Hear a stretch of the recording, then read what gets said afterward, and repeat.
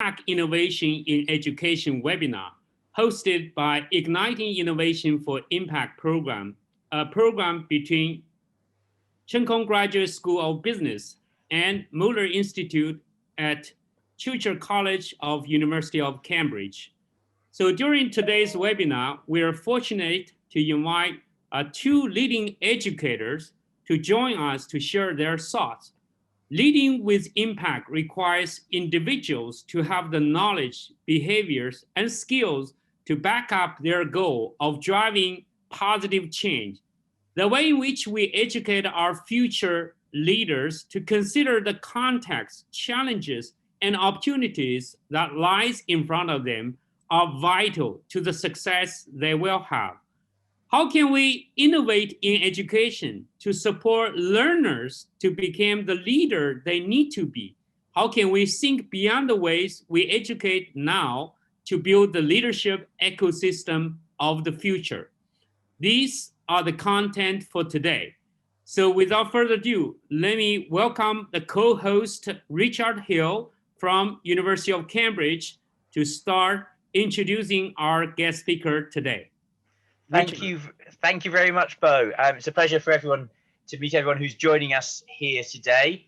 Just a quick word on how we're going to do things. We're going to have some notes and comments from our two great speakers, and after this, we're going to have the opportunity for you to sort of ask questions and join in the conversation.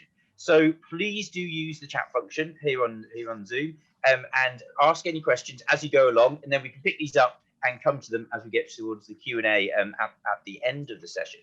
Now, as Bo mentioned, we have two great speakers here with us today. The first is Malcolm Sweeting, who is coming from not as an educator into this, but as someone who's in a leadership role within education, but also has great extensive experience in the private sector. So as Pro-Chancellor of the Open University, he brings this head that's looking at the way in which education is developing, but also as the former global senior partner of Clifford Chance. He understands how the market works and what we need to drive forward the engines of our economy. And our second speaker is Professor Dr. Dong from University of Lausanne, where she is a professor of accounting and responsible for a range of sectors and activities within the university there. And she's going to share something around sort of a case study almost of the way in which one particular profession needs to engage with learning and education. So before too much time passes, I think it's time now to hand over to Malcolm, and we're really looking forward to hear what you have to say. Great. Thanks very much, Richard. Thanks very much, Bo. And good day to everyone wherever you are in the world. And a big thank you for joining us. And thank you very much, Richard, for the very flattering introduction. And in fact, I'm so excited to be here that I'm wearing a tie for only the second time in the last year to show how momentous occasion this is for me. But as you say, I'm new to the world of higher education, and I very much hesitate to offer my views in such esteemed company. And as you said, I'm very much going to bring that experience from the business world, but also my leadership role at the Open University. And I'm sure, Richard, you and Bo will want to respond to things which both I and Professor Dong mention. And these are very much my own views and the US, UK, Australia, sort of Europe perspective. So if we just remind ourselves of how important, and take the first slide, which just reminds ourselves of how important education is to us all. Now, everyone joining us today absolutely isn't going to challenge the idea that education is important, but I would go further and I'd say igniting innovation for impact. Education is probably the most important area that this can happen, and the most society changing area in which this can happen. And so what I'm going to do is just take a few perspectives on where we are in education at the moment, take a short look at the OU, because I think that's I think hopefully going to be education in terms of what universities do these days and how broad their remit is. Take a look at the impact of COVID and artificial intelligence on what is happening in the world and what is happening in the world of employment, and then focus on post-degree, post-university life and lifelong learning. And I suppose there's a contradiction or a dichotomy in what's happening in the world of education at the moment, because you could look at it in one way and take the view that very little has happened in the last 100 years, and it hasn't as a sector yet been truly disrupted in the way that other sectors have. But also at the same time, I think, there is the emergence of some really exciting and some innovative, there's some really exciting and innovative changes happening, which I think are going to reshape the way in which we approach learning and the way in which we approach teaching. But just to look at, how little has changed, if we look at schools still teach French as the main foreign language. Arguably, it should be Mandarin. Degree modules, when I did a law degree, the actual sort of modules which I did back 35 years ago are still very similar today. They haven't changed very much, even though the world has changed enormously, and the impact of data and the importance of data, how regulation rather than maybe statute or case law is driving activity and business, and how things are much more interdisciplinary, yet actually there is only a limited number of degree courses where you can get that true interdisciplinary sort of nature. And lectures, we've all seen how efficiently the world has gone online, and schools have gone online, and universities have gone online. So, are lectures really going to be driven by when and where and turning up at lecture theatre A at 11 o'clock in the main building, or is actually the world of lectures going to change? And what are going to be those drivers? And Professor Dong is going to talk about sort of ESG and where we are in terms of teaching that and bringing that into the curriculum. But there are some great things happening: micro-credential short courses, apprenticeship degrees, partnerships which higher education institutions are entering into, both with each other and in the commercial world, a rebalancing of further education and higher education, the introduction of 2-year degrees, and actually, I think an increase in online education, and not only online education in the mainstream, but very, very exciting, delivering online education in refugee camps, for example, and the crossing of borders that education is now achieving. So if we just take my next slide and we just look at a few things that we do at the Open University. The Open University is slightly different to other universities. First of all, we're very large. We have over 180,000 students. So we are one of the largest universities in Europe, and we have a different business model. It's a distance learning, not remote, it's just distance learning. It's a blended learning model. But we are a research university, and just to take one example, we're one of the UK's top 3 space research universities, and I'm told that we are monitoring more bits of kit on the moon than any other university in the UK. So that's one element of it. But also we're doing degree apprenticeships, and we're combining with industry in order to make sure that people are getting practical degree apprenticeships. And nursing degrees is one of the major degrees that we offer. And very interestingly, we have something called TESA, and I know that somebody joining us today is very focused on education in Ethiopia, and we have a teacher education in sub-Saharan Africa. We're teaching the teachers how to teach in some of the emerging economies. And we have more disabled students than the size of the average UK university, and we're open to all, regardless of qualifications. Anyone who watches David Attenborough, it's and the BBC programmes, it's the OU research which underpins that. And also we validate other institutions' degree courses.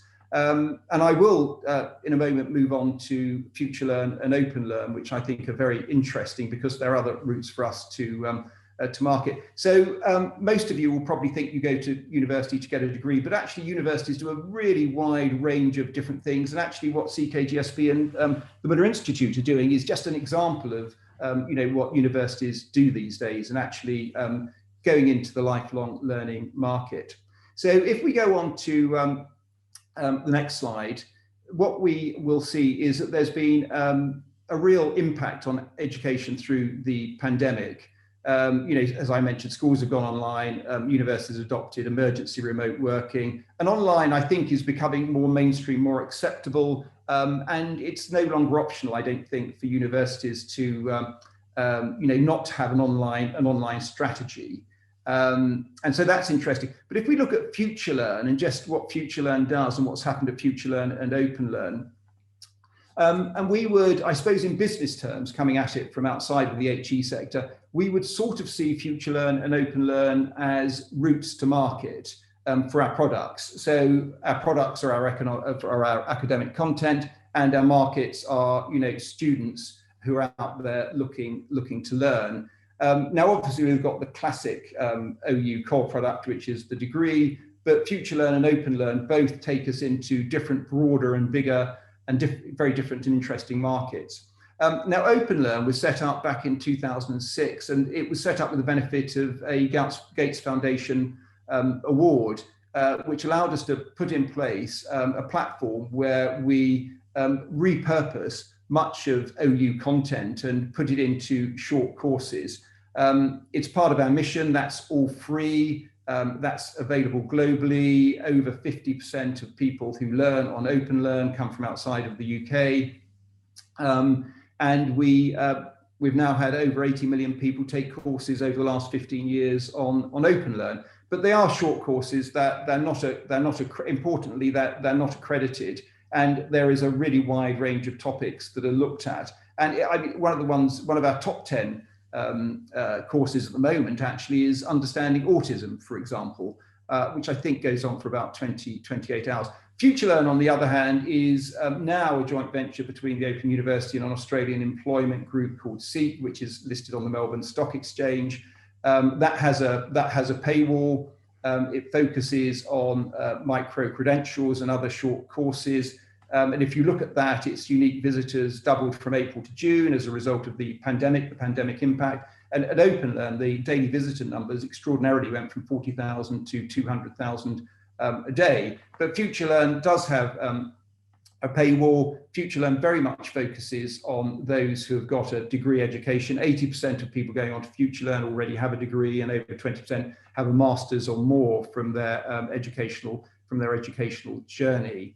And so these, I think, they are both innovation hubs, and I think they're both focusing on this increasing demand for life learning and reskilling within the economy. So if we go on to our next slide, then what we can see, and I talked a bit about FutureLearn, but what we can see if we go to the largest provider in the market is, and there are some extraordinary numbers here, 150 million minutes of video at Udemy, 155,000 courses, 65 plus languages, and importantly, just going into that post-degree education and the corporate world educating their workforces. 80% of the Fortune 100 companies actually support learning by their workforces on Udemy, and the other big provider in the US is Coursera. And so I think where FutureLearn is positioning itself is much more around what I would describe as university content, high quality content. Udemy and Coursera, I think, are focusing on that, but also much more broadly based in terms of the education that they're pushing out into the market. So if we go on to the next slide, we, I think, can come on to what I really wanted to talk about today, which is really a world of lifelong learning. And I will admit, rather, to my embarrassment, that my academic CV stopped at the age of 21. But I suspect actually there are lots of people in my position where, when you get to the bottom of your CV and you have to put down academic qualifications, it tells you what degree, where you got it, and what class of degree you got. I got some subsequent professional qualifications, but some people can be a bit sniffy and they're not academic. And so that's, that was, and you went into law and you stayed in law for your entire career. But we're now, I think, entering a world which is being shaped by artificial intelligence. And also that's been accelerated by our response to the impact of the pandemic. And if you look at what the World Economic Forum, McKinsey Global Institute, Oxford Economics are saying, they're saying that actually jobs are going to change, the workplace is going to change. and AI is going to impact on people in a much more fundamental way. And you can't go out of college and into work thinking that actually you're now settled for the next 30 years of your life. And the impact of AI is, obviously not all negative, but there are some very positive elements to that. As well. And when I was at Clifford Chance, I always used to say, we had about 500 to 600 partners. I always used to say to my partners, are you still going to be doing the same thing in the same way for the same clients in 5 years' time? Now, interestingly, every individual partner always responded to me, well, I'm absolutely fine, but I understand that the rest of my partners have got a problem. And I think where we are now is that people can't make the assumption that they are going to be doing the same thing in 5 years' time. But how do they reskill? How do they upskill? And I think actually it's probably more focused on reskilling, learning different things rather than necessarily more of the same thing. Although it's clearly a combination of both. And corporates, I think in the post-degree world, corporates and lifelong learning, corporates are already learning institutions, but I think they're going to have to take that to a new level. And some have already done that. And Dyson, who we all use their vacuum cleaners, Dyson actually has a university where you leave school and join them and spend 6 years, some of it in classrooms, learning about electrical engineering, and others sort of, others working with your colleagues and producing for Dyson. And that's very specific. And we have, apprenticeship degrees. So I think, there is going to be this sort of focus in a much more structured way. And I think we don't have a choice, as workers, and we're all workers in one way, shape or form, but to actually make sure that we're educating ourselves and making sure that we have the right skills. And McKinsey tell us that there's $150 billion being spent in the US on education by corporates. And there is a question as to what the return on that investment is. And we are entering a world where I think actually what you learn after you graduate is as important as what you learned whilst you were at university. And so that leads us into this world of lifelong learning, micro-credentials, short courses. And I think the key element to the word micro-credentials is the credential bit. And we don't realize it when we're at university, but we do 5 modules a year over 3 years, and that aggregates in a number of credits to that necessary for a degree to be awarded to us. And micro-credentials are, rather than having a 60 or 80 credit course, you'll have a 15 or 20 or 25 credit course. But these courses will be stackable. And you could get diplomas, you could get masters, you could get certificates, awarded off the back of them. And you may need aggregators to achieve that, institutions which become aggregators of those micro credentials. And just looking at an example, in professional services, we have people, leaving university having taken their law degree. And as I said, that law degree doesn't always focus on the things that we as employers are looking for and which are relevant in today's world.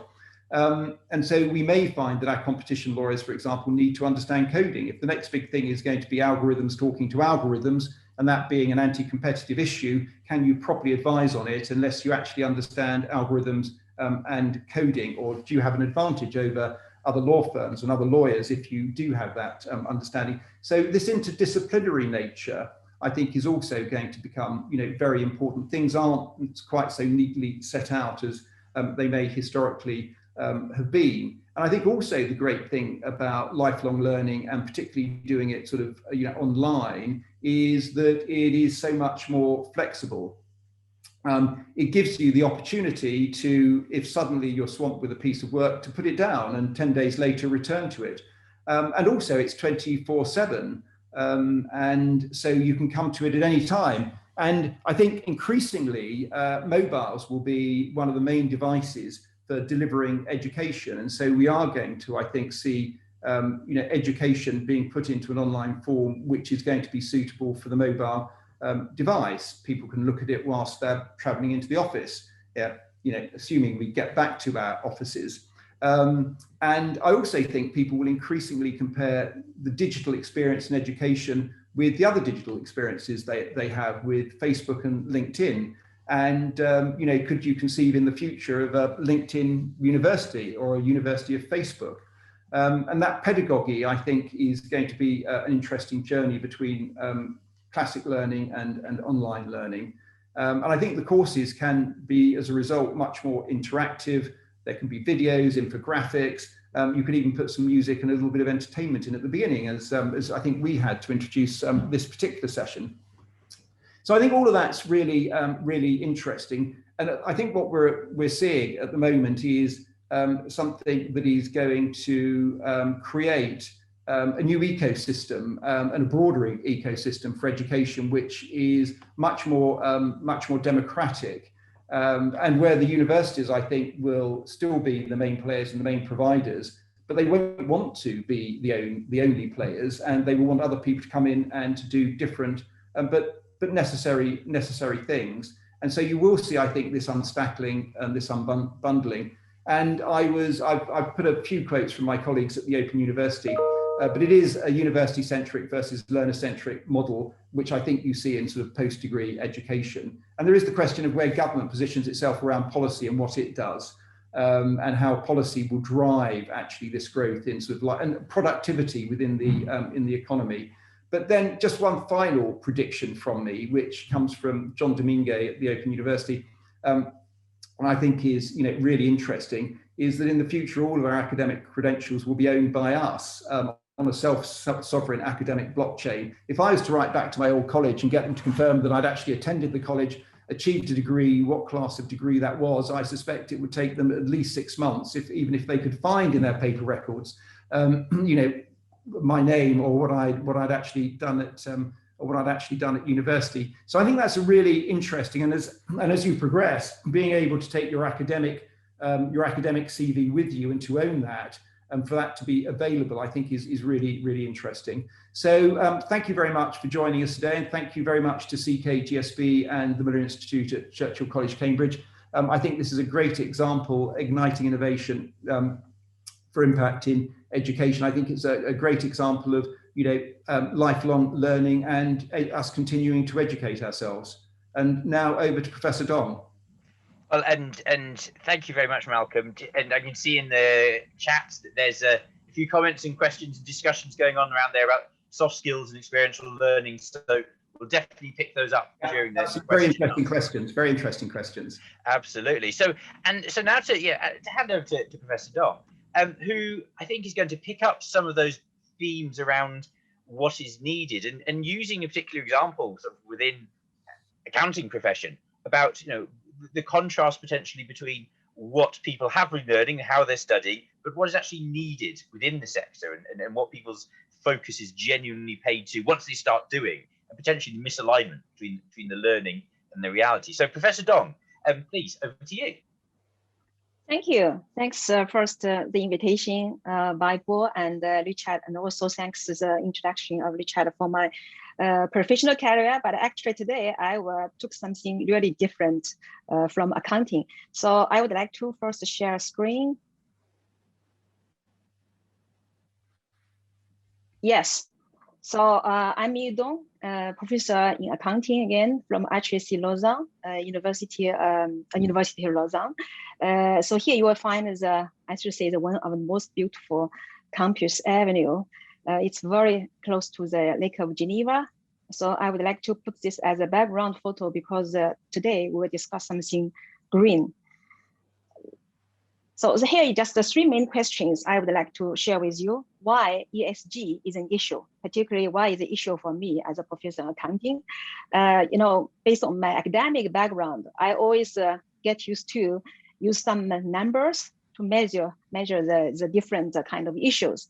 So what actually became my main concern for ESG actually is two questions: how to measure and how to evaluate ESG, especially the ESG efficiency, because in the past decade, ESG became to be really a very hot topic and also very fashionable terms. So I would like to share with you some preliminary results actually I'm working on with my colleagues. It's a project for European banks, especially for the ESG efficiency.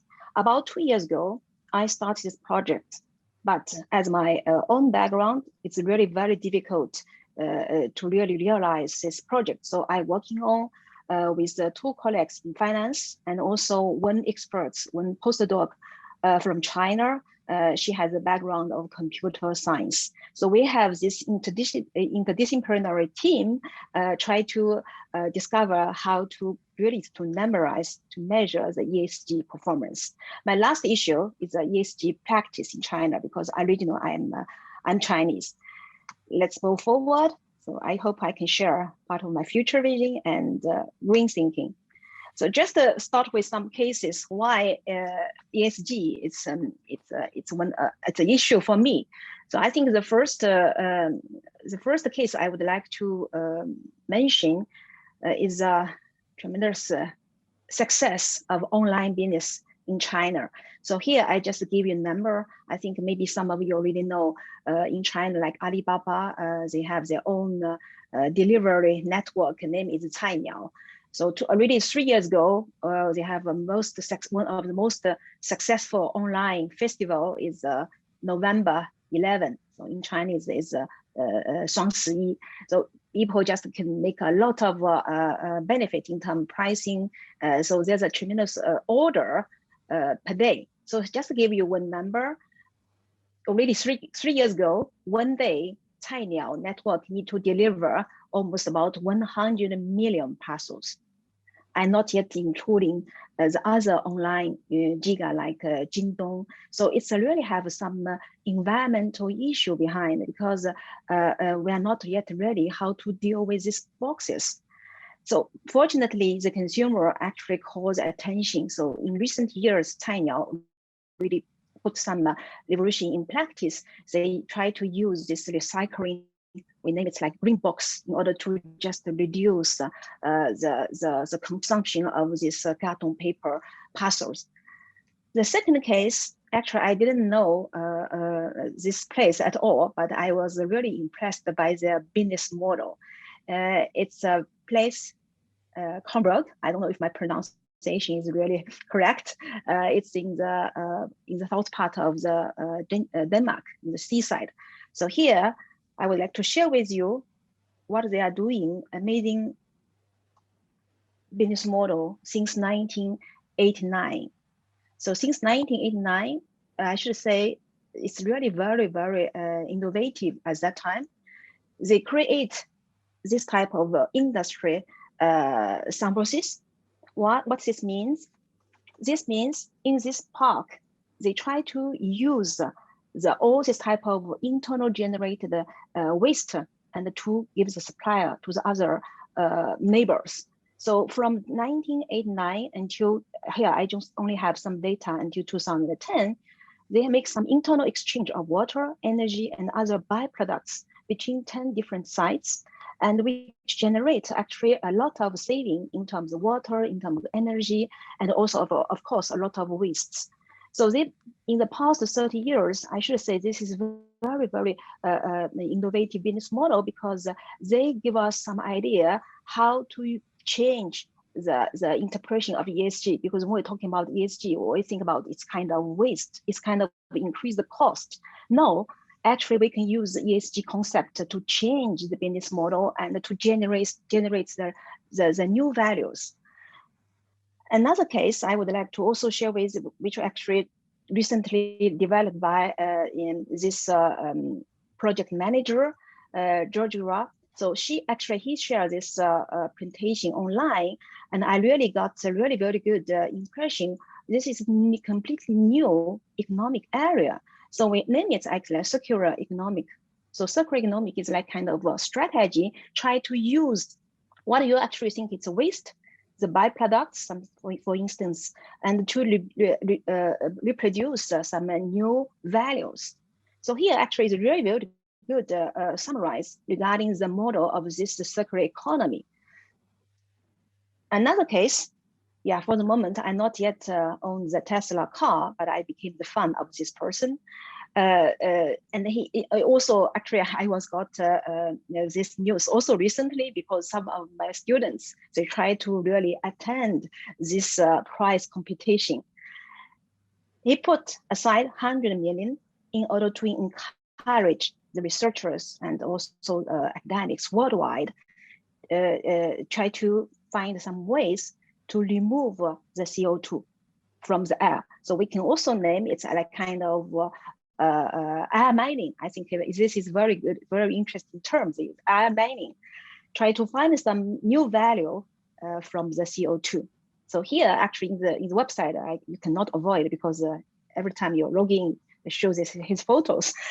So he makes also really a campaign for this prize competition. We want teams to build real systems that can make a measurable impact. So again, come to my area. So how to measure the impact of ESG. So ESG is not only the climate change, not only the CO2, you should also care about the life cycle changes, how the human being changes, what are the real social impact, and where we can use the waste to generate the new value. So based on this type of cases, I said, okay, I should really get rid of my main background of accounting. I should really think about what we can do and how to educate our students to adapt to this new revolution. So just 2 days ago, I follow another speech given by my colleague, Professor Suren Ekman. He is really I should say, one of the most important academic researcher in the industry sustainability development. 1999, he already published his first academic work and translated immediately into Chinese. So here I just pick one of his key message he delivered 2 days ago. He said we should really push this CCO. CCO means CO2 collection and utilization.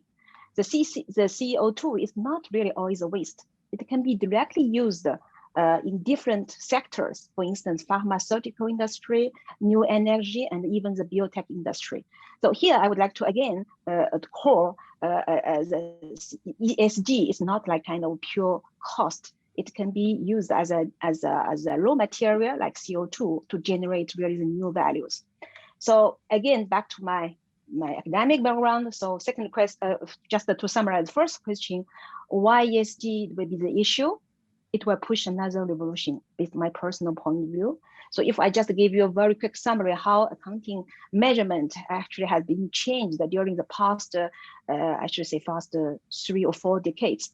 So until I think the end of end of 50s, 60s, if we look at the balance sheet, most of the items still use the historic cost based on the price of the transaction. And since the booming of the capital markets, especially also the private investments and a lot of IPOs.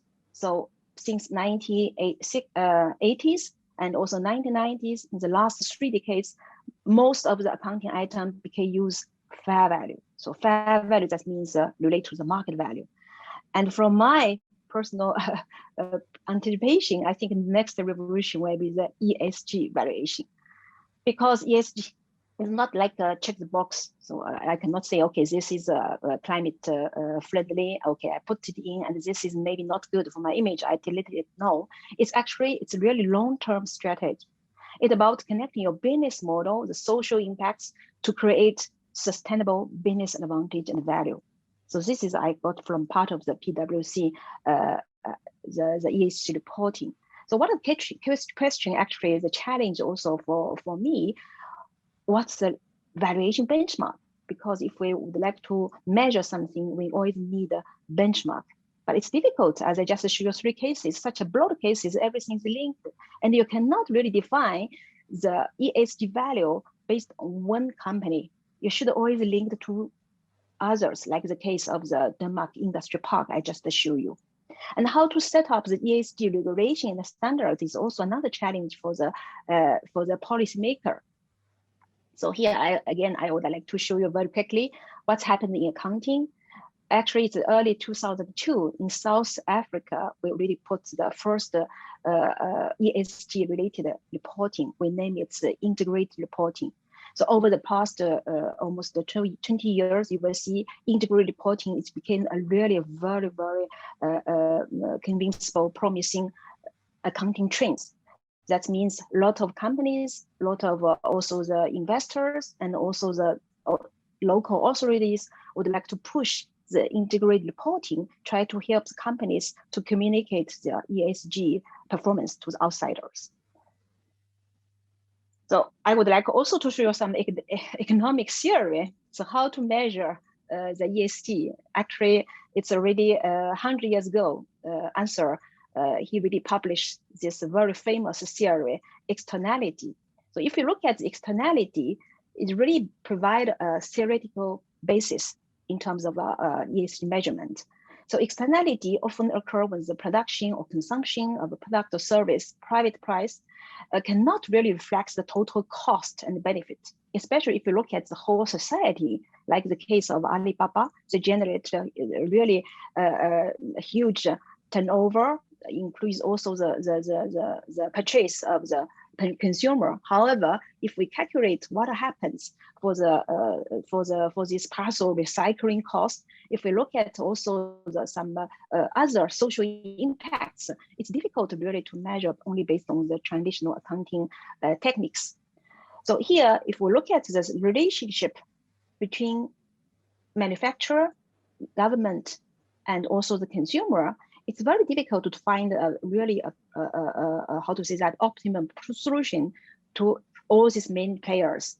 So for the companies, they care about cost benefits.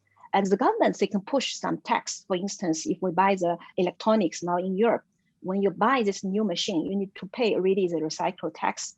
But the problem is how to fix this tax rate. It's difficult. Again, it's a problem of measurement. And for the consumer, they will think about the usefulness and how about the price. They would like to check the best price and quality ratios. So this is actually all the challenges. If the externality, we can say if it's positive, or sometimes externalities can be negative. So here on the right side, actually, I put these two different scenarios. If the producer may choose to produce more of the product, then what could be produced if the producer were required to pay something else, like additional tax, and they would increase their capacity of the production in order to reduce the fixed cost. So this will again push some negative externality cost.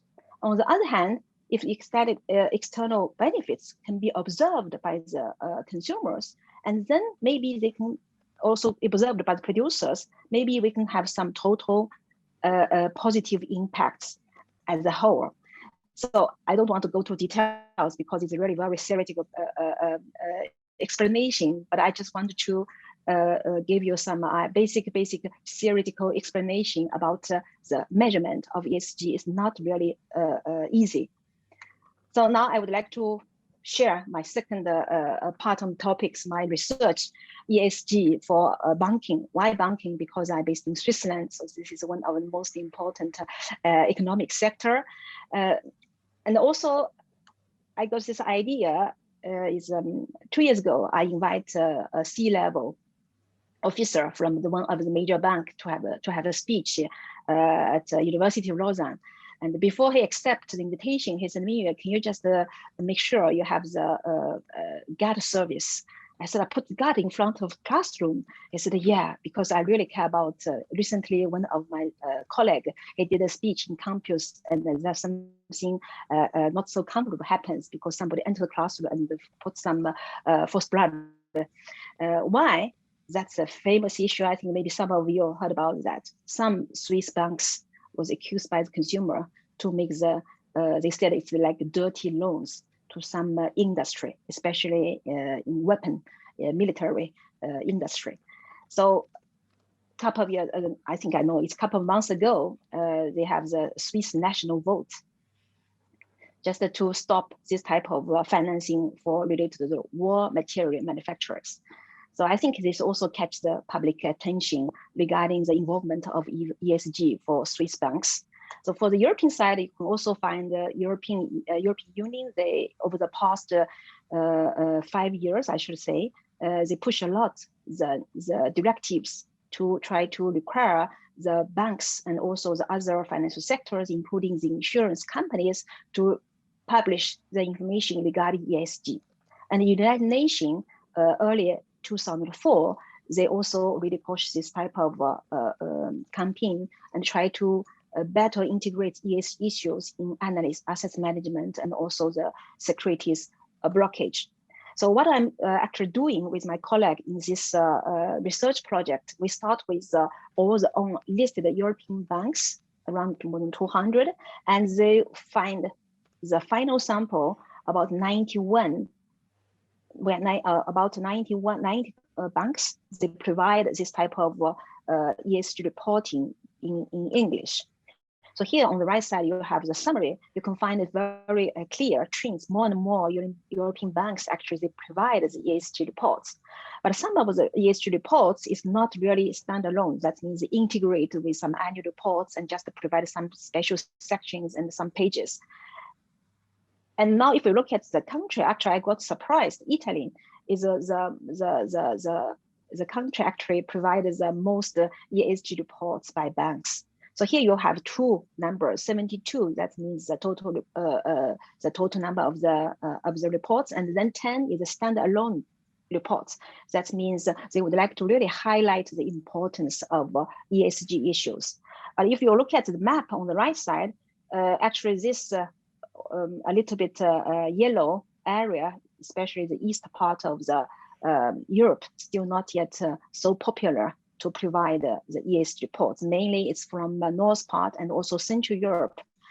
Banks are really voluntary to provide this type of ESG information. So I needed to accelerate. So that's a quick summary again from academic perspective, what we can do with ESG. Just to give you a very broadly idea, basically the academic research have two directions. One is try to understand what are the determining factors of ESG, and the other direction, what are the output, the consequence. So in the middle, again, it's the ESG measurement. So here I would like to show you what are the main ESG measurement. Of course, I have no time to go to detail. So I just show you one table. Actually, we start with this ESG measurement review based on the literatures. There are more than 80 papers we summarized, and here I just show you mainly the currently existing database for ESG is Bloomberg, which is one of the most popular, and also the MSCI database. But all these databases have some special settings, and we don't really know how they measure it. Still keep as a black box. So what we can do, we should do something by ourselves. So we start this ESG dictionary by these three main categories: environmental, social, and governance. And then we identify line by line what are the main information content. And then benefit also, I just mentioned our team is really interdisciplinary. So this postdoc, actually her main job is try to help us to using these machine learning techniques. First, start from the law report and try to extract the ESG text. And then we make the experimental analysis, just to make it short. Finally, we also, the most challenge is try to identify if it's really the greenwashing message or it's the real practice. So how we use, again, AI technology plus this machine learning, try to make the NER analysis. So NER actually give you the measurement of the prices. Yes, for instance, if you say my firm has lent 100 to Microsoft, it's very priceless because you know how much to whom, the counterparty. And some information said that, yeah, we have lent some amount of money to some supplier without any details. So this is really provided the difference in terms of the real ESG practice. And also we identify the past and present and the future meaning sentence in these different types of text. If you talk more future but less present, and then we put a question mark. So just to make it short, this is the kind of techniques we currently testing this research project, including the ESG practice of all the European banks. Show you quickly what are the top words used in ESG. So here I just show you the word cloud.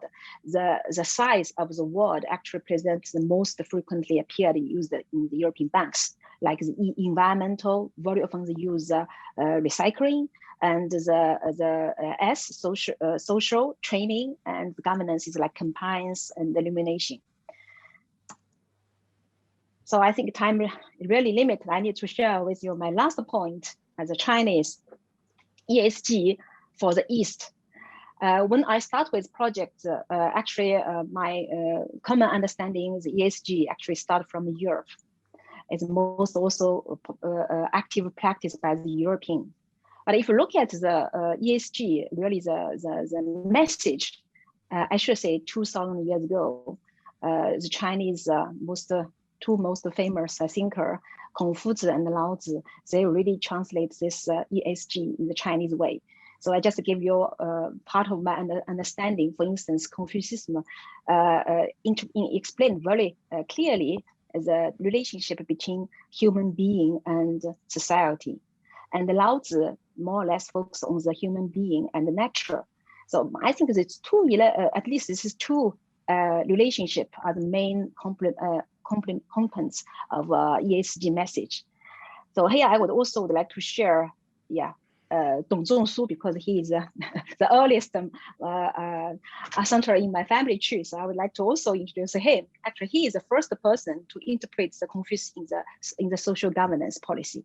So what are the links between ESG and the Chinese traditional philosophy? I would like to show you some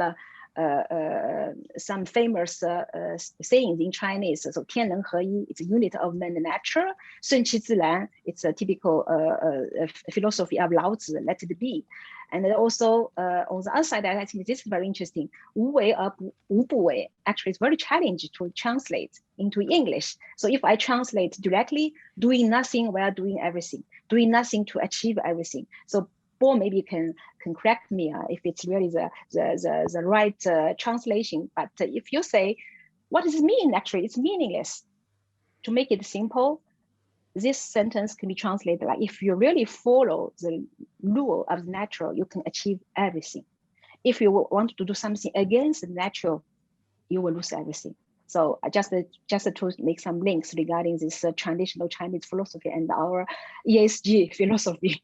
So actually what's happening after this 2,000 years of ESG thinking in practice now in China, I should say, is really very challenging, and even for us. So that's why I started this research using the European banks. I not yet started with the Chinese banks because I cannot really find the high quality data. The research became very, very challenging.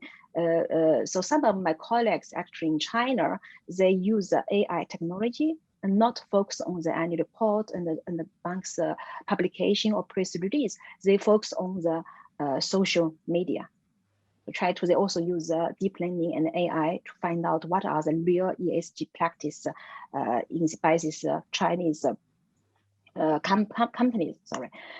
The last one, I think also, I would like to show you the recent move of ESG in China. So CSRC already asked this ESG disclosure should be mandatory for all the A-share firms. That means the shares as the companies listed using the A-share in Shanghai and in Shenzhen. So they need to publish ESG reporting.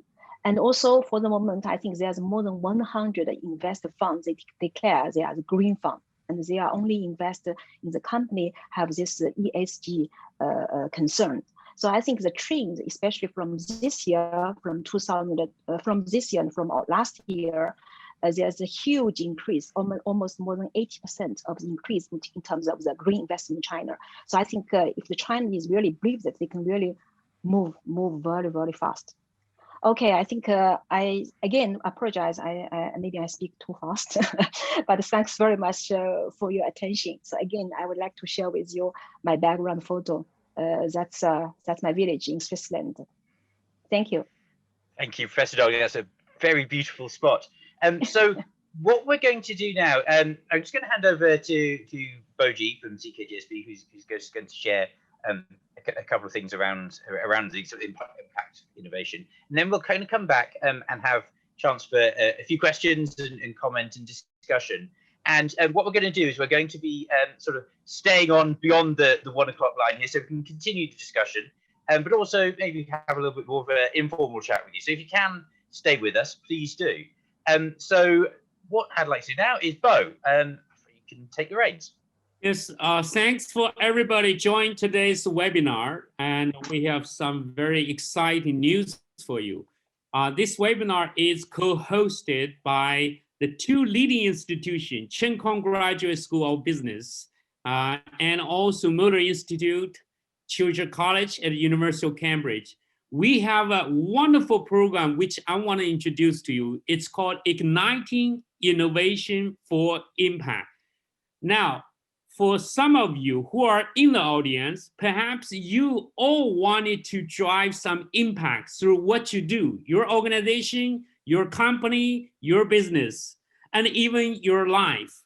But, oftentimes you find it difficult because it feels impact means being penalized for the profitability. There is a dilemma between profitability and impact. And that's why we created this program, to make sure we are able to educate you, educate innovators and entrepreneurs and corporate executives so that they can actually manage the conflict. So while you're innovating, you can make the profit at the same time drive the impact. And these two is not necessarily a choice or a dilemma. Now, obviously, we're going to teach you a methodology, a 5-step methodology, how you can actually start by setting up the impact goal all the way to impact mapping, impact synthesis, and finally, in terms of impact implementation. So I wanted to just spend just a few minutes to talk about what is the program. It's a 5-week program, and each of the week we have a theme. So actually, before we start, there will be a preparation so that people understand each other, know each other. It's a team building, because the audience who join this program come from all over the world, from both West and the East. It's this dynamic which is very fascinating to a lot of people who join our program.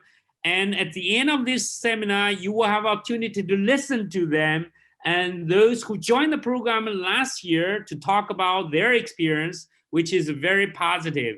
So each week we have a theme. So the first week, we're going to talk about the driving impact in a disruptive world, because we're living in a world full of disruptions with technology, political disruptions, social disruptions, environmental disruptions. So how should we do business differently? How we need to equip ourselves, educate ourselves so that we can continue to innovate.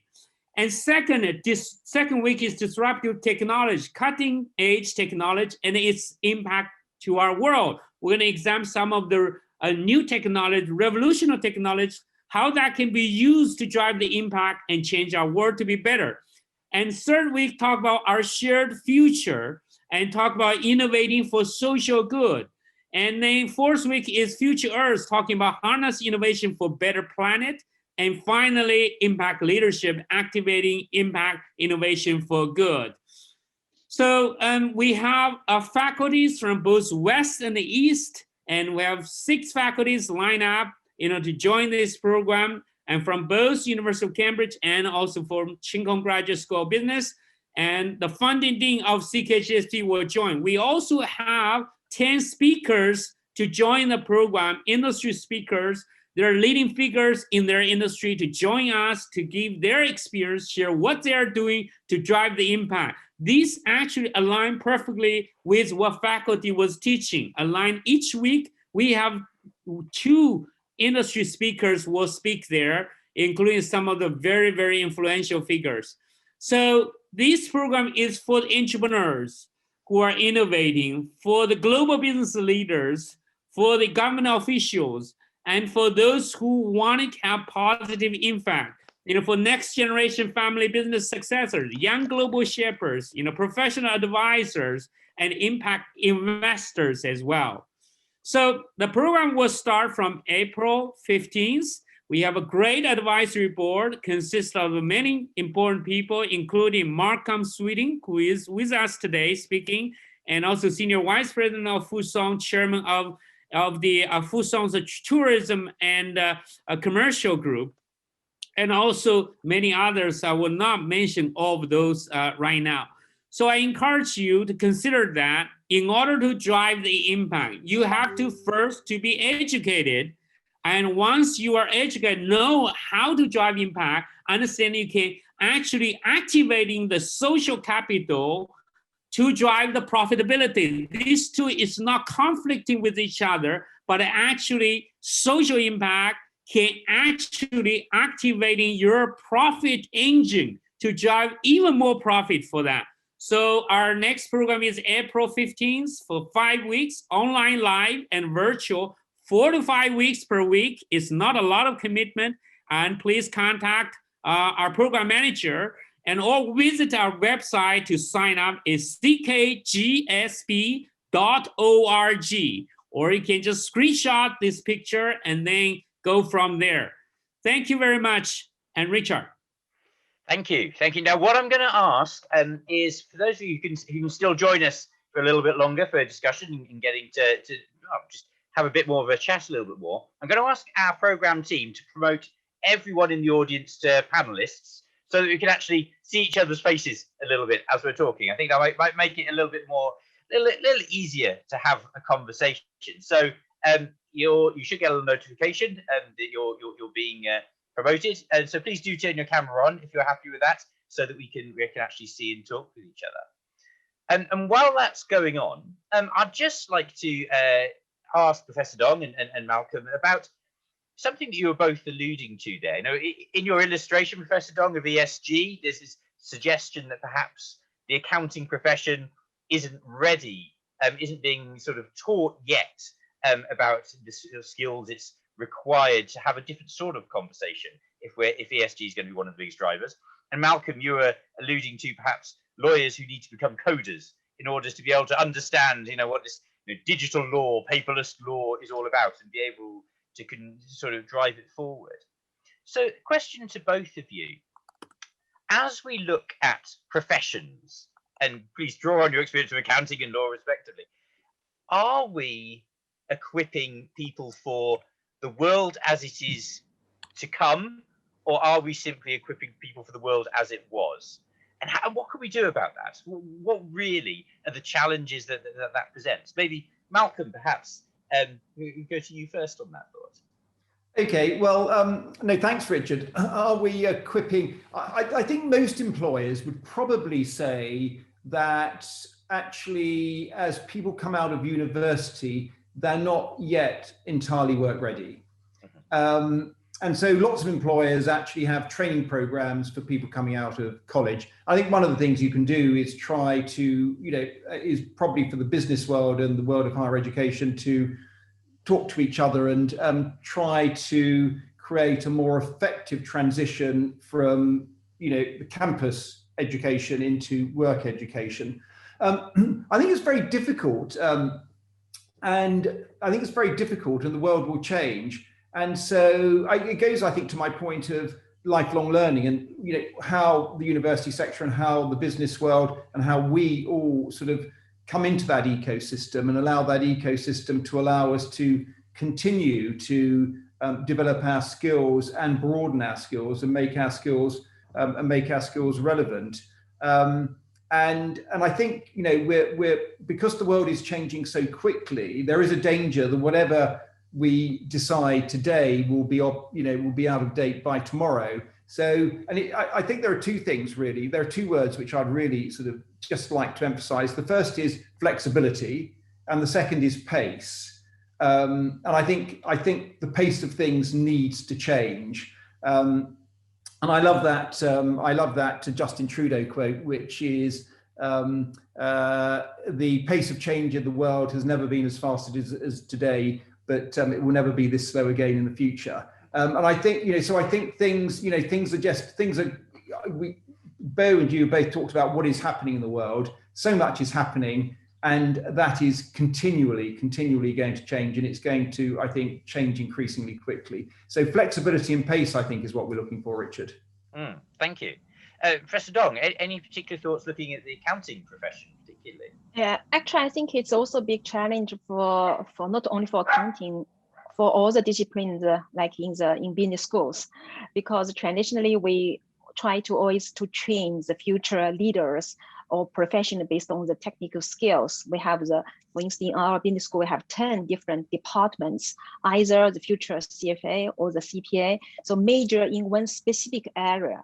but ESG actually changed completely the vision regarding the training in business school. So we need to really to break out this type of disciplinary education style and try to open the eyes of students, even the future accountant should understand what are the impacts of ESG in companies, their business models, their valuation, and also how to provide another type of the balance sheet and income statement from the ESG perspective. Mm-hmm. No, yeah. Thank you. And I think that plays to some of the questions or comments that were raised in the chat. There's one particular dialogue there, I think it's by Veronica, around the notion of soft skills and where those sit in the mix. So coming from the perspective of the Muller Institute, we see very much that there is less of an emphasis on knowledge. It's the need now to give people the behaviours, the capacity, the ability to engage with the context and respond to it. And some of this is based on technical absolute knowledge, but most of this is around behaviour, how you think about the world around you, how you think about the challenges that present themselves, and the sort of tools you have to respond to this. Does education place too much of an emphasis right now on knowledge? Malcolm? I think you might guess my answer, Richard. Well, I think that, increasingly knowledge is at our fingertips. In the old days, you went to lawyers because they had this encyclopedic knowledge of the law and you didn't. These days, you can Google and get the answer, and you can get it really, really quickly. But I think it does go to your point about behavior and actually, how when we move into the workplace. And I quite often used to say to people when they joined Clifford Chance, it was quite a scary statement, which is actually you've done brilliantly to get this far, superb, well done, congratulations. But actually success in your career is going to be determined by a number of factors, which you probably haven't learned during your period of formal education. And so I think you're right to question how the education sector should look at itself to see how it might develop, those right behaviours, those right approaches, that right questioning, and particularly, I think, in a world of misinformation that we have today, and being able to, determine truth if truth is capable. It's a very grand statement for a lawyer to say, because what is the truth? But trying to determine fact and base your decisions on. And actually understand what information you're getting, being able to sift that. I think those qualities really do need to be taught. Mm-hmm, mm-hmm. And just to build on that a little bit, Professor Dong, there's one comment there in the chat around education needs to be more in flow rather than out of flow. So it comes from Ludovic, I think, where education should be more aligned to what people are doing and how they're behaving, what they're needing to do. So is there something inherently challenging about educating a professional and then saying, right, you are now educated as a professional, now go to the world, you are qualified? Should we be looking at more, as business schools, looking at educating and providing support to people as they grow and develop, as opposed to saying, right, now you have a stamp? Should we be more integrated into the day-to-day work life rather than seeing a box of education which starts and finishes, and now your career starts? Yeah, I think actually, I think Michael just mentioned the own learning. That means the education depends which level. For the moment, if we think just like very general level is bachelor, master, and then you got the career. So what we can do is before they really start a career, at least we can educate this type of ESG philosophy. I should say this is what we face challenge today. It's not easy because some of the students, maybe they care about environment, they care about climate change. They're also very active to this type of discussion, but they don't have really idea what are the practical solutions we can use in real life. So that's why I think online learning is very important. Even now we have like executive MBA, we have this kind of online training, we have this continuous learning. I think this is very important to let them understand that your learning experience just not end until the day you got the diploma. It's just a start. And just to follow on that question of the diploma as well, because there's the danger of kind of saying, oh, well, you're learning on the job, learning as you're going, and have the corporate universities that you mentioned, Malcolm, that are training people for their particular role. But there is also this question of accreditation and quality. Yeah. Because now with technological advances, barriers to entry as an educator have been reduced to almost zero. So anybody with a webcam and an Instagram account almost can become an educator. Yeah. So this role of institutions, this role of organizations that have arranged themselves to teach, is there still a role for us, or is the world now Udemy and LinkedIn and Facebook University? Where do sort of the new and the old vehicles sit in relation to each other? Again, Malcolm, maybe if I come to you first on that. I mean, I think that's a really interesting question, but yeah, I'm very much coming from the world of education, like you, Richard and Bo, and Professor Dong. I'm very much focused on quality and quality of education, and I think there is a big difference between Udemy and 185 million sort of courses having been taken, and actually, what is the learner really getting from that? And so, but I think one of the really interesting questions is to sort of unbundle the academic experience and to unbundle what is delivered by the academic world. And I think content is absolutely key. But also universities not only provide really high quality content, but they curate, they translate, and as you said, importantly, they validate. And so I think it's a really interesting question. And are we going to see universities look at what they deliver and differentiate from what they differentiate what they deliver, and then deliver that in a more bespoke way with the learner-centric model rather than maybe a more transactional model? No, that absolutely makes sense, doesn't it? Because if you look at sort of marketing approach at the moment, we're driving towards almost a segment of one. How can institutions, kind of step towards that? So, Professor Dong, if we look at that almost personalised learning and development, are there ways that we can drive forward to that? Are business schools set up to be able to sort of get that focus on what an individual's career development needs? Actually, what we have make a great effort in the past year, since 2020, University of Lausanne tried to set up some also kind of reform in master education system. So it's the first time we launch a new master program. All the participants not necessary to have a specific bachelor education, and the title is Master for Society. So Master for Society, actually, we try to educate the participants. You are not judge yourself as a future auditors. You're not judge yourself as a future analysts or some insurance companies managers, because this is main sectors, actually main graduates of our school. You need to break down, and what you care about is our society. So this is, I think, the first trial I would like to push forward. The education in the future is not only limited by your experts, but it should care about the future social impacts. And so I'd really love to thank Malcolm and Professor Dong for your inputs today. And just to close us off, finally, if I can hand to you to kind of final thanks and sort of reflections on the conversation. I would like to really thank Malcolm for joining us. I know you're very busy, and I know you're running a very large university, very impressive organization, very innovative as well in the executive education, in education in general. So thank you for always being our friend, always supporting us.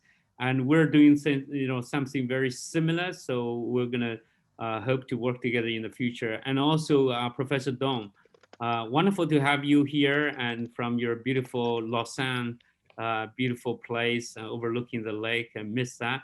And also want to thank all our audience, and thanks to Ray, and thanks to our Impact Igniting Innovation for Impact program past participant. They've been joining us to share with us your experience. And I really hope more people will join this program to benefit. And what has been discussed, including what Dr. Sheng and Dr. Cheng has mentioned, it's fascinating topics. We know everything, but we really enjoy the debate, the discussion. And so in the class for this program, you will have really wonderful opportunity to listen to 10 industry speakers from technology side, the social impact side, from environmental side, from all over the world, to give you a really wonderful perspective of how the impact are being driven globally at this moment. It has also great network in terms of West and the East, and also great, a group exercise where people work together toward the business and with the framework. So without further explaining, you can check our website, ckgsb.org, to find more details or contact Jennifer Wang, who is going to show her hand up here. And you can also email her as well. So I wish everybody a wonderful afternoon, evening, and wonderful weekend. And we're living in an era of a lot of uncertainty, disruptions, but we can do something and to survive, not just survive in this moment, but also do something better. So let's be all hopeful and let's all take some actions. Doing nothing is not an option, but rather continue learning and through education, and to drive innovation and drive impact and profitability at the same time is the way to go. So have a good afternoon, evening, morning. For Dr. Sun, it's too early. So thank you for getting up so early. So bye-bye.